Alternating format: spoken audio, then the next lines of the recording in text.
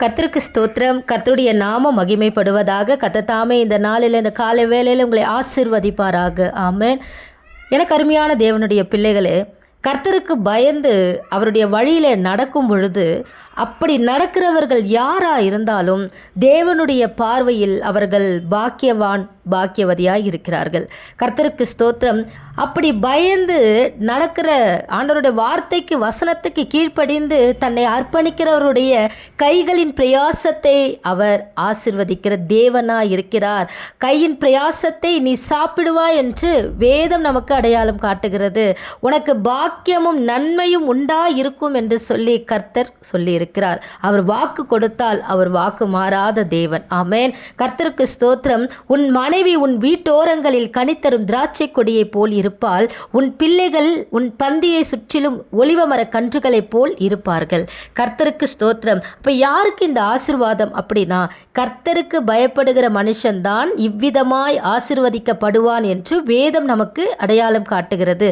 கர்த்தர் சியோனிலிருந்து உன்னை ஆசீர்வதிப்பார் என்று வேதம் நமக்கு அடையாளம் காட்டுகிறது. நீ ஜீவனுள்ள நாளெல்லாம் எருசலேமின் வாழ்வை காண்பாய். நீ உன் பிள்ளைகளின் பிள்ளைகளையும் இஸ்ரவேலுக்கு உண்டாகும் சமாதானத்தையும் காண்பாய் என்று கர்த்தர் இந்த காலை வேளையிலே உங்களை பார்த்து அவர் ஆசிர்வதிக்கிறார். கர்த்தர் உங்களை ஆசிர்வதிக்கிறார். கர்த்தர் உங்கள் குடும்பங்களை ஆசிர்வதிக்கிறார். கர்த்தர் உங்களுடைய வீட்டை ஆசிர்வதிக்கிறார்.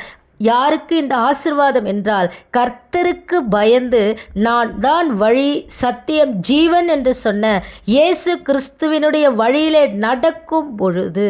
ஆமென். கர்த்தருக்கு பயந்து தீமையை விட்டு விலகும் பொழுது, கர்த்தருக்கு பயப்படுவது தான் ஞானத்தின் ஆரம்பம். அப்போ கர்த்தருக்கு பயந்து இயேசு கிறிஸ்துவின் வழியாய் நடக்கும் பொழுது கர்த்தர் உங்களை ஆசிர்வதிக்கிற தேவனாய் இருக்கிறார். கர்த்தருடைய வார்த்தைக்கு கீழ்ப்படியுங்கள். கர்த்தருடைய வசனத்துக்கு நடுங்குகிறவர்களை அவர் நோக்கி பார்ப்பேன் என்று சொல்லியிருக்கிறார். எல்லா பாவ வழிகளையும், எல்லா தீமையான காரியங்களையும், கர்த்தர் அருவருக்கிற காரியங்களும், கர்த்தர் வேண்டாம் என்று சொல்லுகிற காரியங்களையும், வாழ்க்கையில் எது தேவை எது தேவையில்லைன்னு ஆவியானவர் ஒவ்வொரு நாளும் நம் இடத்துல பேசி கொண்டு இருக்கிறாரு. அவர் வேண்டாம் என்று சொல்லும் பொழுது அதை விட்டு விட்டு அவருடைய கரத்தை நம்ம இறுக்கமாய் பற்றி கொள்ளும் பொழுது நம்மையும் நம் குடும்பத்தையும் அவர் ஆசிர்வதிக்கிற தேவன். கர்த்தர் உங்களை ஆசிர்வதிப்பாராக. ஆமென்.